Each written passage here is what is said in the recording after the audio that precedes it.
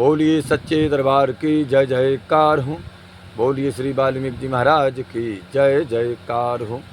बोलिए श्री गोस्वामी तुलसीदास जी महाराज की जय जयकार हो। बोलिए सतगुरुदेव भगवान की जय जयकार हो। बोलिए श्री रामायण महारानी की जय जयकार हो। कल की कथा में सभी भक्तजनों ने श्रवण किया था, तो सर्वप्रथम समस्त श्रोताओं को हमारी ओर से राम राम, और सभी श्रोताओं के जीवन में खुशहाली सदा रहे, उनके जीवन की जय जयकार हो। कल की कथा में सभी भक्तजनों ने श्रवण किया था कि हनुमान जी ने लंका में क्या देखा।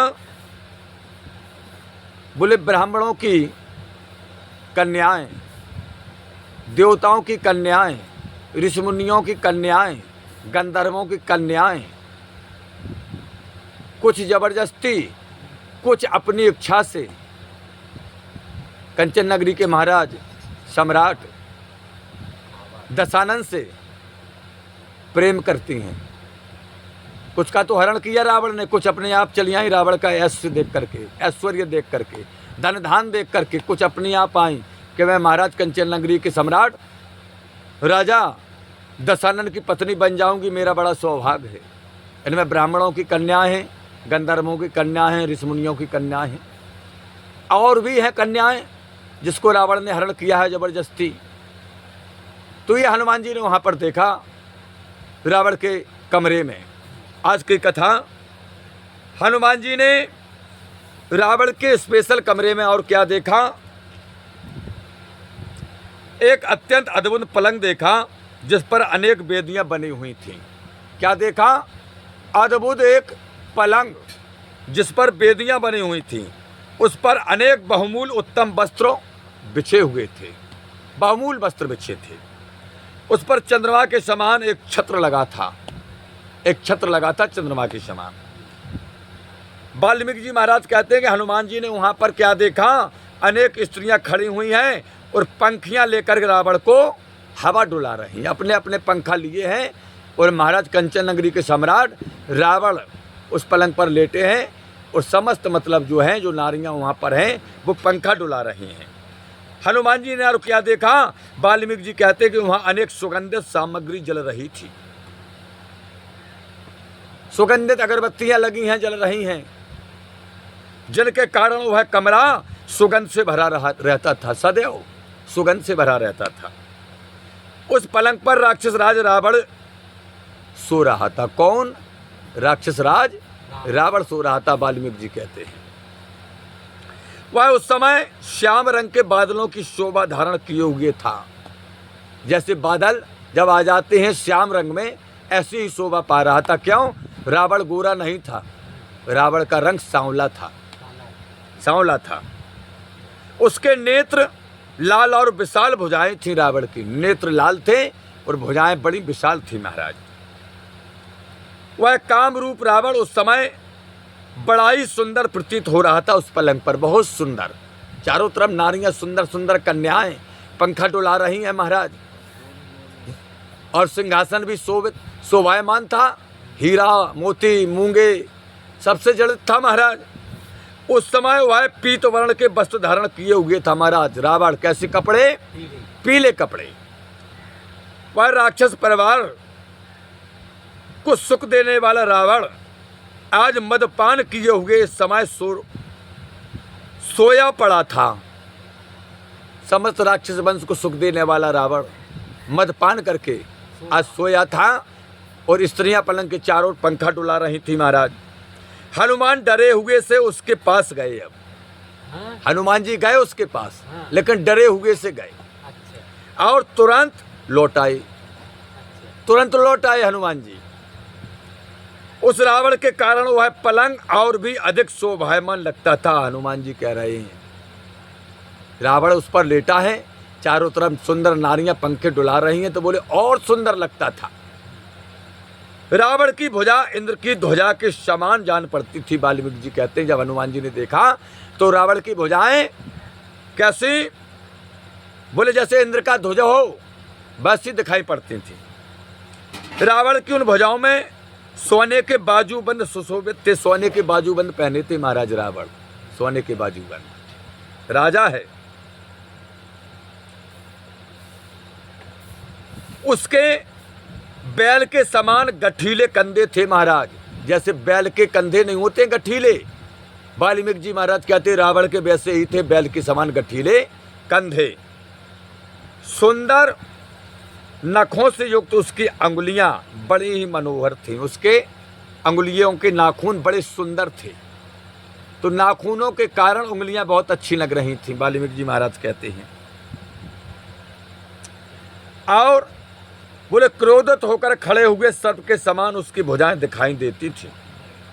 उन विशाल बाहुओं सत रावण पर्वत समान दिखाई देता था। बोले जब रावण को देखा जाता था तो ऐसा लगता था जैसे कोई पर्वत हो।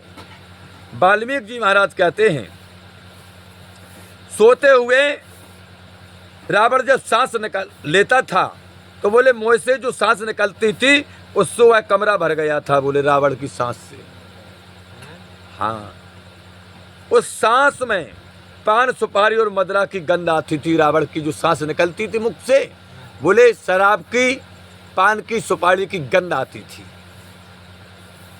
सोने के कारण रावण का मुकुट अपने स्थान से कुछ हट गया था। जब हनुमान जी ने देखा तो वो सो रहा था, तो रावण का जो मुकुट था वो कुछ हट गया था, दूरी पर रखा था। कुंडलों के कारण उसका मुख मंडल बड़ा ही सुंदर प्रतीत हो रहा था। महाराज कानों में कुंडल पहने था तो उसका मुखमंडल जो था बहुत सुंदर प्रतीत हो रहा था महाराज, जैसे कि ये कुंडल पहने। तो रावण का कुंडलों के कारण मुखारबिंद बहुत सुंदर लग रहा था महाराज। और वाल्मीकि जी महाराज कहते हैं कि वह उस समय ऐसा जान पड़ता था कि मानो गंगा में गजराज सोया पड़ा हो, गंगा मैया में कोई गजराज हाथी सोया पड़ा हो। बोले रावण ऐसा लग रहा था। वाल्मीकि जी महाराज कहते हैं कि सुनहरी दीवालों पर रखे हुए दीपकों के प्रकाश से रावण का समस्त शरीर दीप्यान हो रहा था। बोले दीवालों पर दीपक रखे थे, दीपक जल रहे थे, उनकी रोशनी से रावण का जो शरीर था बोले बड़ा सुंदर दीप्यान लग रहा था। हनुमान उसी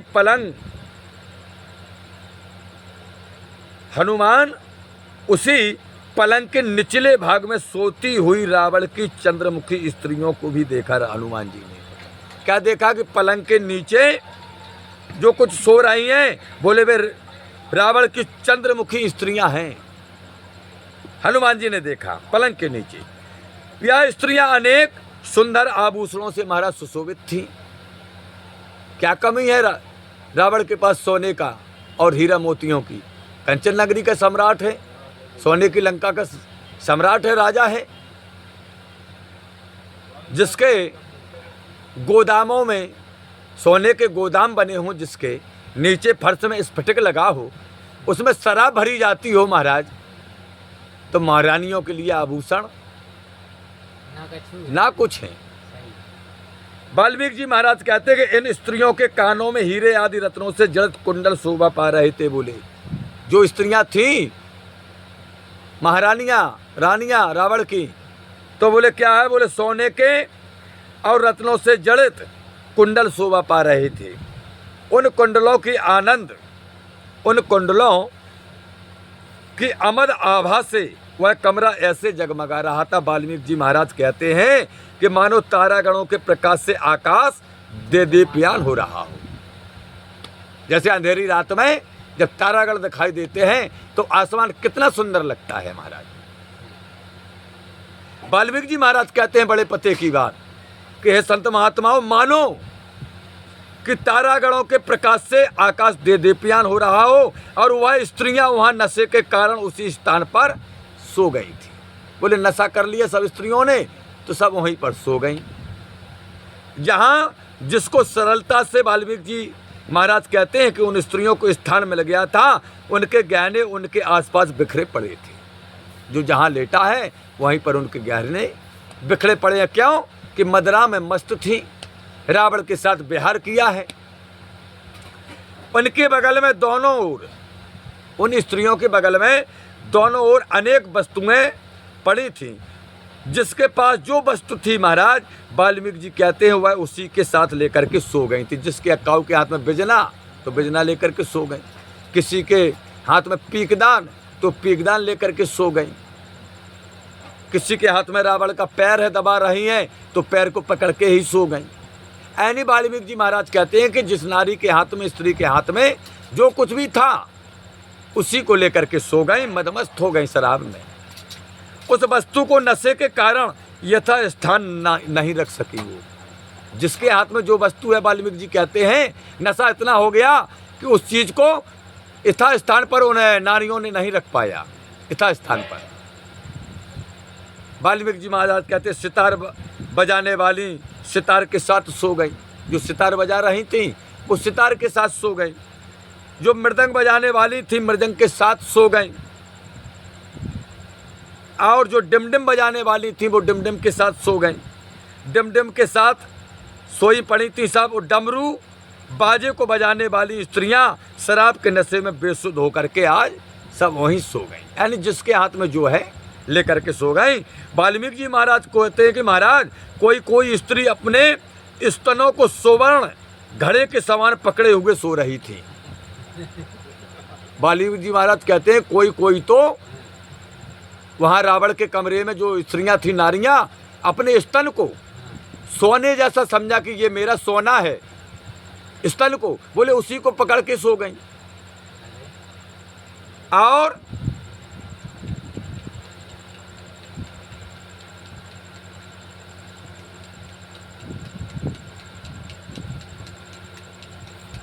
हाँ, कोई स्त्री अपने स्तनों को सोने के घड़े के समान पकड़े हुए सो रही थी, जैसे ये सोने का घड़ा हो। वाल्मीकि जी महाराज कहते हैं कोई सुंदरी अपनी सहेली का आलिंगन किए हुए सो रही थी।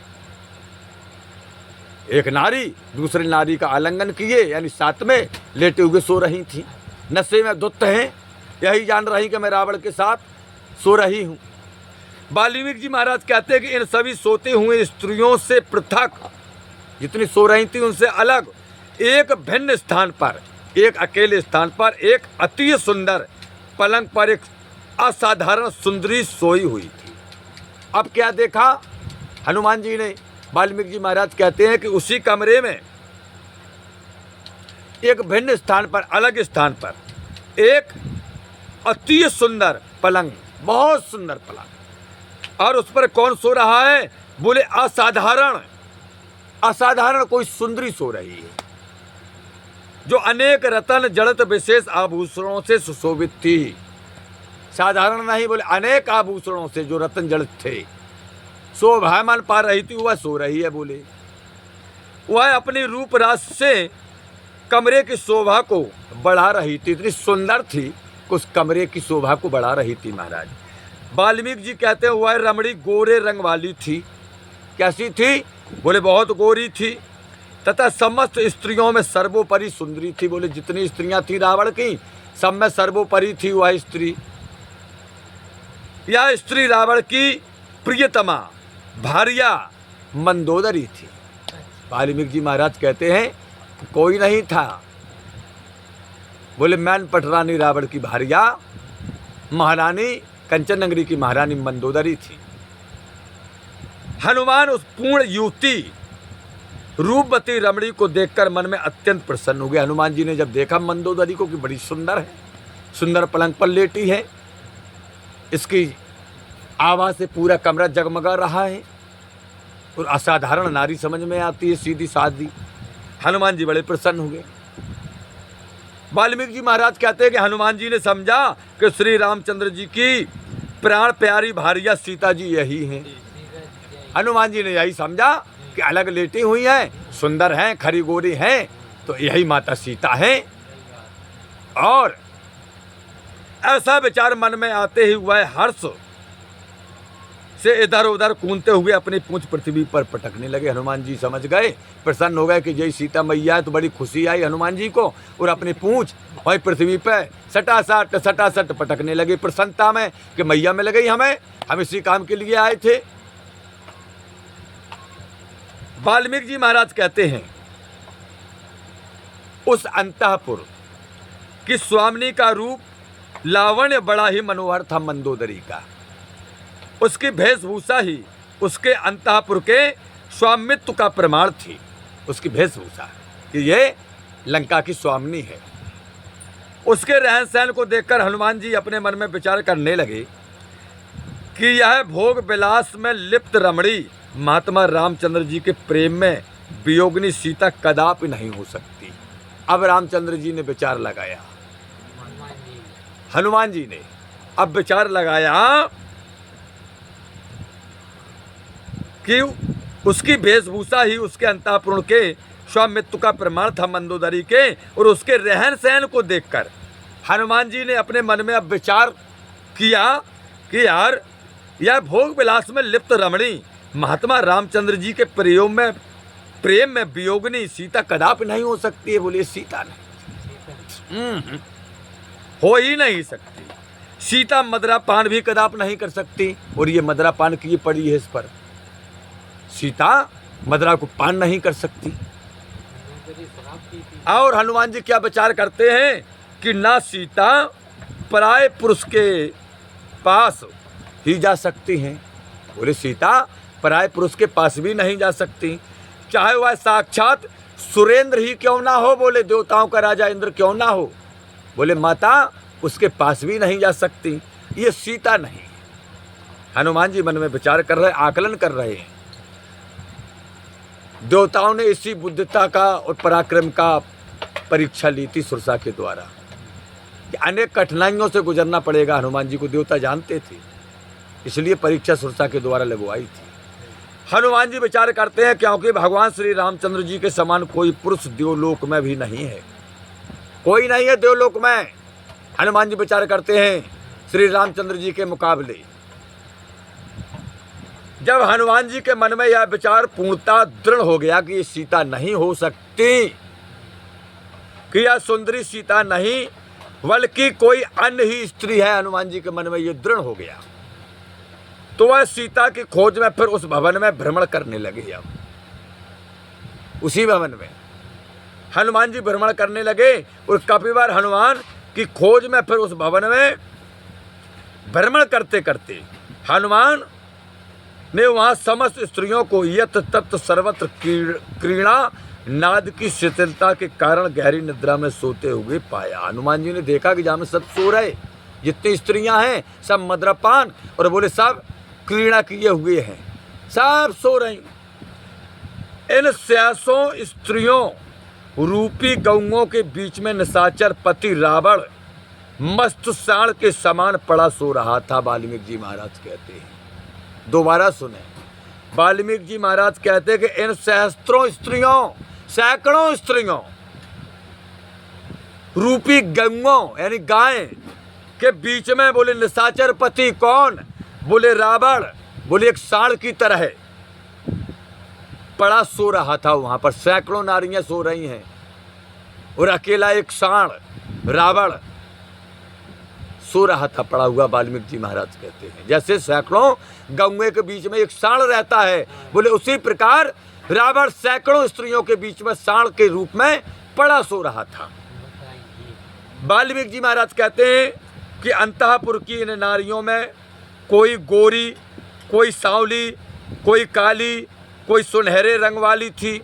हनुमान जी ने वहाँ स्वर्ण थालों में अलग अलग रखा हुआ भैंसे, हिरण और सूकर आदि का मांस भी देखा। हनुमान जी ने सोने के थालों में क्या रखा, भैंसा का मांस, सूअर का मांस, हिरण का मांस। हनुमान जी ने यह सब अपने नेत्रों से देखा है लंका में, उसी भवन में जहाँ सैकड़ों स्त्रियां रावण के साथ क्रीड़ा कर रही हैं। इसके अतिरिक्त अनेक उत्तम प्रकार के भोज्य पदार्थ वहाँ रखे हुए देखे हनुमान जी ने, और वहाँ की भूमि विभिन्न प्रकार के मांसों से युक्त दिखती थी। हनुमान जी को वहाँ की भूमि, जहाँ देखो जहाँ मांस पड़ा है और विभिन्न प्रकार का पड़ा है, बकरे का पड़ा है, सुअर का पड़ा, भैंसा का पड़ा है, यानी किसी का भी हो मांस। वहाँ सोने के कलशों में मदरा भरी हुई परम पूज्य हनुमान जी महाराज ने देखा। क्या देखा कि सोने के घड़ों में, कलशों में शराब भरी है महाराज, और हनुमान जी को शराब और मदरा से बहुत एलर्जी है। आज भी जो भक्त शराब और मदिरा का पान करते हैं तो हनुमान जी का कोप उनके परिवार पर बरसता है। जिस घर में शराब और मीट का इस्तेमाल, जुआ का इस्तेमाल होता है, अब निगाह डाल के देखे महाराज, वहाँ पर हनुमान जी का कोप बरसता है। वह घर कभी सुखी नहीं रह सकता है। और हनुमान जी लंका में क्या देख रहे हैं? मीट देख रहे हैं, जगह जगह पड़ा है, सोने के थालों में धरा है। और शराब कहाँ? बोले सोने के कलशों में भरी पड़ी हुई है। स्नान के लिए चंदन आदि सुगंधित वस्तुएं भी हनुमान जी ने देखी। स्नान के लिए क्या? चंदन आदि। अनेक बिस्तर खाली पड़े देखे हनुमान जी ने कि जिस बिस्तर पर कोई पड़ा ही नहीं है, बोले खाली पड़ा है, क्योंकि उन पर सोने वाली स्त्रियां एक दूसरे से लिपट कर सो रही थीं, नशा में मदमस्त थीं, एक दूसरे को लिपटे हुए सो रही हैं। वो यह जान रही हैं कि हम अपने कंचन नगरी के सम्राट रावण के साथ सो रही हूँ, इसलिए वो खाली पलंग पड़े थे। वाल्मीकि जी महाराज कहते हैं वहाँ अनेकों कंचन वर्ण वाली स्त्रियां हनुमान ने देखी, जिनका वर्ण रंग सोने जैसा है, ऐसी भी स्त्रियां देखी। और जो कामातुर प्रतीत होती थीं, वो स्त्रियां कामातुर प्रतीत होती थीं। इस प्रकार हनुमान जी ने रावण के अंतःपुर का कोना कोना छान डाला महाराज, परंतु उन्हें माता जानकी कहीं नहीं दिखाई पड़ी महाराज। कोना कोना छान डाला हनुमान जी ने, लेकिन माता जानकी कहीं नहीं दिखाई। उन स्त्रियों को देखते देखते हनुमान जी के मन में धर्ममय से एक बड़ी शंका उत्पन्न हुई। उन स्त्रियों को हनुमान जी ने देखा तो एक धर्म भय से एक बड़ी शंका उत्पन्न हुई। वह अपने मन में सोचने लगे। वाल्मीकि जी महाराज कहते हैं कि शंका हो गई उन्हें एक धर्ममय। कौन सी? विचार करते हैं कि इस प्रकार अंतःपुर में सोई हुई पराई स्त्रियों को देखना अवश्य मेरे धर्म को नष्ट कर देगा। ये शंका हो गई हनुमान जी को। ये धर्म में शंका है कि अरे मैंने क्या किया? मैं ब्रह्मचारी हूँ। उनका देख रहे और मैं क्या देख रहा हूँ कि सब नग्न पड़ी हैं, मदहोश पड़ी हैं, 100 नारियां रावण की सेवा में पड़ी हैं, क्रीड़ा कर रही हैं, एक दूसरे को लपेटे हुए पड़ी हैं, नग्न पड़ी हैं। कोई कोई अपना स्तन पकड़े या समझ रही है कि सोने का घड़ा है। यानी जो जिसके हाथ में, ये हनुमान जी ने देखा। सुगर का मांस, भैंसा का मांस, हिरण का मांस, जो भी मांस हो, हनुमान जी देख रहे हैं कि सोने के बर्तन में रखा है। हनुमान जी देख रहे हैं कि सोने के बर्तन में शराब रखी है, मदिरा। हनुमान जी देख रहे हैं कि सोने के मकान बने, उनमें गोदाम में मदिरा रखी है। तो हनुमान जी समझ गए कि हमारा धर्म नष्ट हो गया, मैंने इन चीज़ों को देख लिया। अब बताओ भैया, इन चीज़ों को देखने से हनुमान जी विचार करते कि मैंने देख लिया, मेरा धर्म नष्ट हो गया। और जो लोग इसका पान करते महाराज, उनकी क्या गति होगी? हैं?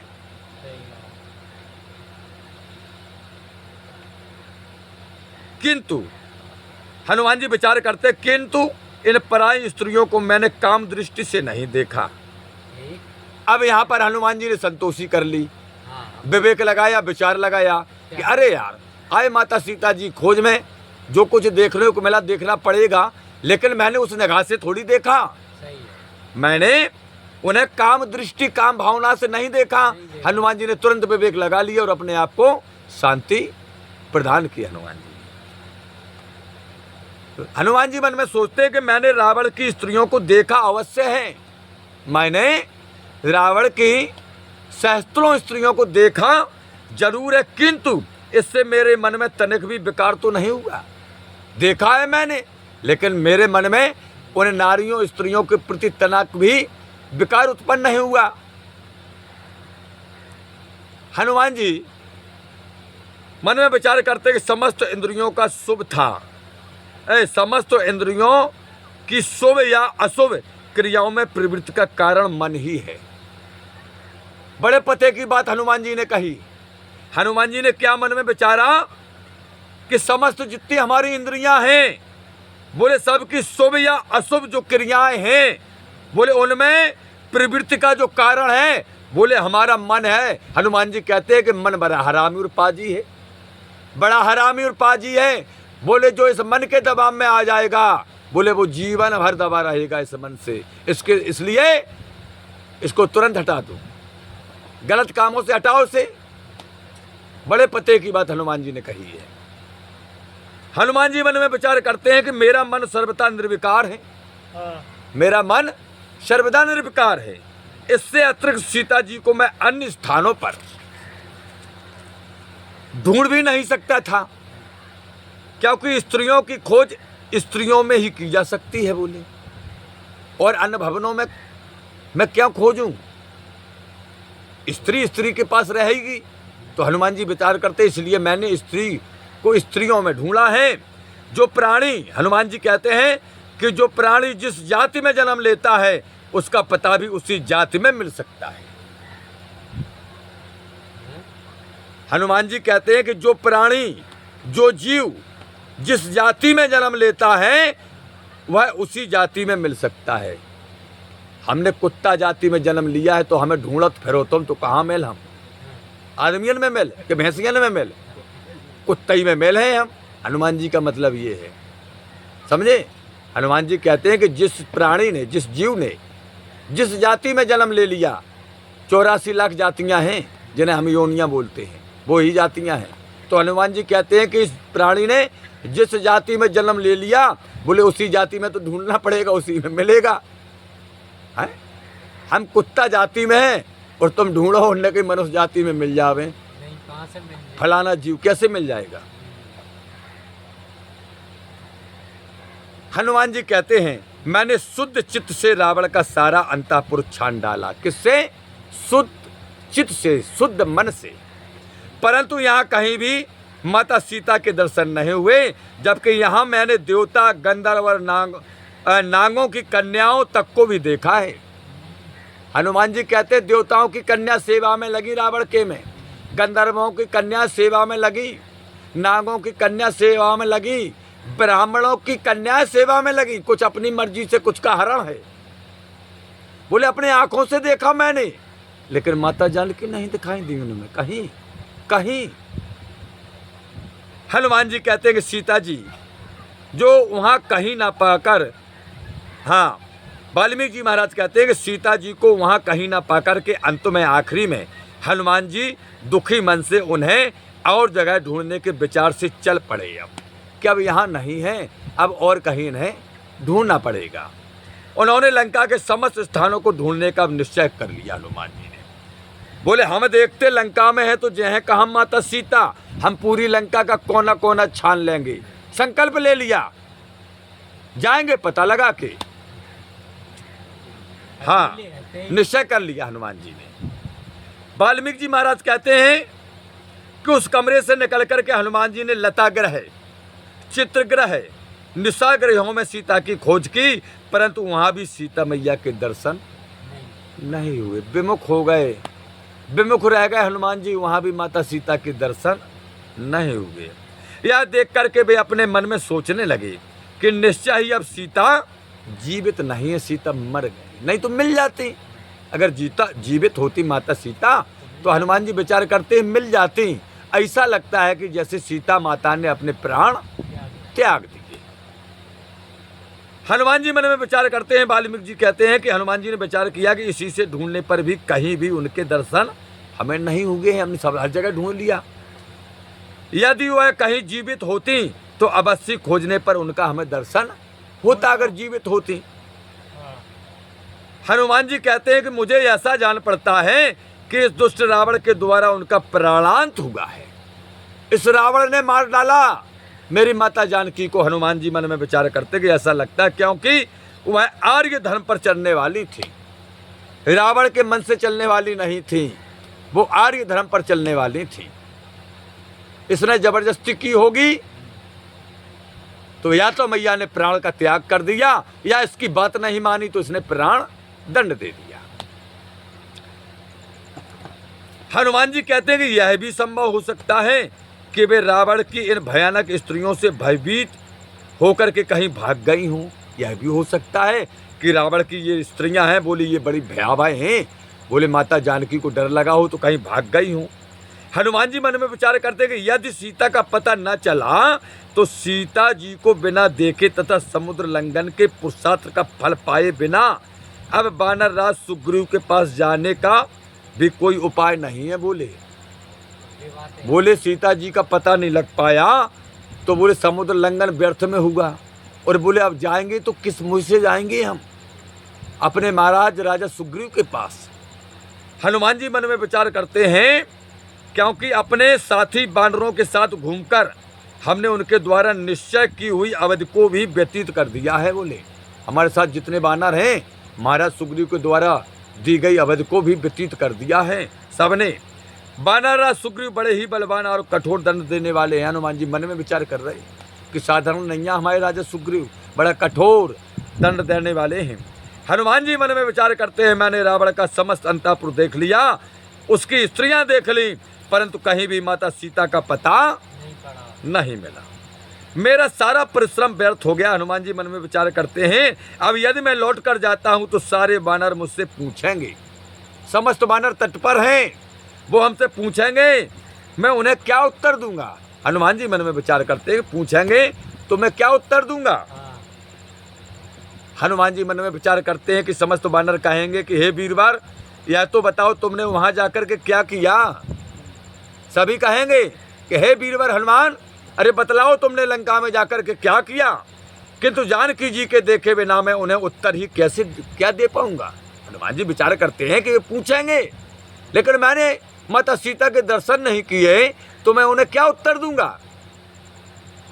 अब तो समय बीत जाने के कारण निश्चय ही उपवास करके अपने प्राण त्यागने पड़ेंगे। हनुमान जी कहते बोले समय बीत रहा है, प्राणांत उपवास करना पड़ेगा, प्राणों को त्यागना पड़ेगा। हनुमान जी मन में विचार करते हैं कि बूढ़े जामवंत अंगद तथा दूसरे बानर मुझे क्या कहेंगे। अंगद क्या कहेंगे हमारे युवराज, बूढ़े जामवंत जी क्या कहेंगे और बानर क्या कहेंगे। फिर हनुमान अपने मन में विचार करने लगे किंतु मुझे निराश नहीं होना भी सफलता का मूल है। हनुमान जी मन में विचार करते हैं कि किंतु मुझे निराश न होना भी सफलता का मूल है। उत्साह ही मनुष्य को सदा सब प्रकार के कार्यों में प्रवृत्त करता है। बोले उत्साह है, उत्साह करता है। अगर हम उत्साह यानी संकल्प ले लें, उन उत्साह से परिपूर्ण उत्साह से मन में विचार कर लें कि हमें यहीं से दिल्ली पैदल जाना है मोती जी को गुरु बनाने, अगर उत्साह है तो आप यहाँ से भी पैदल जा सकते हैं। उसी से मनुष्य को सफलता भी प्राप्त होती है। हनुमान जी मन में विचार करते हैं कि उत्साह रखना चाहिए, आदमी को निराश नहीं होना चाहिए, सफलता प्राप्त होगी। अत्यों हनुमान जी मन में विचार करते हैं कि अब मैं निरुत्साह ना होकर के यानी निराश ना होकर बराबर प्रयत्न करता रहूंगा। सुरक्षित स्थान अभी मैंने नहीं देखे हैं, जो सुरक्षित स्थान हैं हनुमान जी मन में विचार करते हैं कि अभी मैंने नहीं देखे, उन्हें भी खोज लूँ, सुरक्षित जो स्थान है उनको भी खोज लूँ। यह सोचकर हनुमान उन गुप्त स्थानों में महाराज माता सीता को ढूंढने लगे जो एकांत में बने हुए थे। वे तहखाने, मंडप और एकांत में बने हुई कुटियाओं में भी सीता जी की खोज करने लगे। हनुमान जी कुटियों में वे रुक रुक कर मकानों में, ऊपरी भागों में तथा मकानों के अंदर जा जाकर तलाश करते। और कभी ऊपर चढ़ते हनुमान जी, कभी झट नीचे आ जाते और किसी किसी के आगे आकर के खड़े भी हो जाते हनुमान जी। हाँ, किसी को चलते ही देखकर, चलते चलते ही देख लेते और किसी की किवाड़ खोलते और किसी का द्वार बंद कर देते और किसी के भीतर घुसकर देखते थे। हाँ, किसी का द्वार ही बंद कर दे, हाँ, किसी का जबरदस्ती खोल ले, हाँ, और किसी के भीतर घुस करके देखते हैं कि माता जानकी इसमें तो नहीं है। वाल्मीकि जी महाराज कहते हैं कि हनुमान जी ने क्या किया कि रावण के सभी भवनों तथा अन्य सभी प्रकार के निवास स्थानों में अंगुल अंगुल जगहों में जा जाकर हनुमान ने सीता की खोज की। एक अंगुल जगह नहीं बचनी थी। बताइए महाराज कितनी घनी सर्च की हनुमान जी ने, एक अंगुल जगह ने बचने दी, हर जगह खोजा। परंतु कहीं भी माता सीता का हनुमान जी को पता नहीं लगा महाराज। फिर हनुमान जी ने तालाब, वेदिका आदि समस्त स्थानों को भी भली प्रकार देखा, तालाबों में देखा, वेदिकाओं में देखा, और विद्याधरों की स्त्रियों में भी सीता को ढूंढा, बलपूर्वक लाई हुई नाग कन्याओं को भी देखा, किंतु कहीं भी माता सीता के दर्शन हनुमान जी को नहीं हुए महाराज। तब तो हनुमान जी अत्यंत दुखी हो गए तथा उदास होकर के निरुत्साह से यानी निराश होकर अब हनुमान जी दिखने लगे जैसे हनुमान जी निराश हो गए। बानरों के उद्योग और अपने समुद्र लंघन को व्यर्थ हुआ जान उन्हें बड़ी चिंता हुई हनुमान जी को कि सब बेकार हो गया। अब हनुमान जी ने क्या किया, बोले वे विमान से नीचे उतर आए, विमान में थे और घोर चिंता करने लगे। शोकातुर होने से उनकी चेतना शक्ति शिथिल पड़ गई। अब शोक में डूब गए, चेतना शक्ति शिथिल हो गई महाराज हनुमान जी की। तो आज की कथा का समापन यहीं पर। कल की कथा में सभी भक्तजन सुनेंगे कि पवन कुमार हनुमान विद्युत यानी बिजली की गति से अत्यंत वेग के साथ चलने लगे अब, और विमान से उतरकर महल के परकोटे पर आए और बड़ी तेजी से इधर उधर घूमने लगे। ये जो पुष्पक विमान है उसमें बने हैं भवन, उसी में रावण लेटा था, उसमें भी रावण का भवन है, तो उसकी निगरानी की हनुमान जी ने। अब उतर आए विमान से, अब लंका के भवनों की निगरानी करेंगे। तो कल सुनेंगे सभी भक्तजन। आज की कथा का समापन यहीं पर। और ये साचे दरबार की जय जयकार हो। हे प्रभु आनंद दाता ज्ञान हमको दीजिए, शेर गुसारे दुर्गुणों से दूर हमको कीजिए, लीजिए हमको शरण में हम सदाचारी बने, ब्रह्मचारी धर्म रक्षक वीरो वृतोधारी बने। यह कार्य जो मैंने उठाया आप ही की आस से, ऐसे कृपा हो नाथ की जो पूर्ण हो वे दास की, दीनानाथ अनाथ का भला मिला संयोग, यदि आप तारो नहीं तो हंसी करेंगे लोग। लखन सिया रामचंद्र शंकर हरिओम, जय जय सिया राम जय जय हनुमान, हरि की जय जयकार हो। बोलिए श्री खेरप सरकार की जय जयकार हो, श्री मनसला मैया की जय जयकार हो, श्री सिद्ध बाबा महाराज की जय जयकार हो, श्री गुरुदेव भगवान की जय जयकार हो, श्री भक्तारो भगवान की जय जयकार हो, कथा प्रेमियों की जय जयकार हो, सभी भक्तजनों की जीवन की जय जयकार हो। हे भगवान।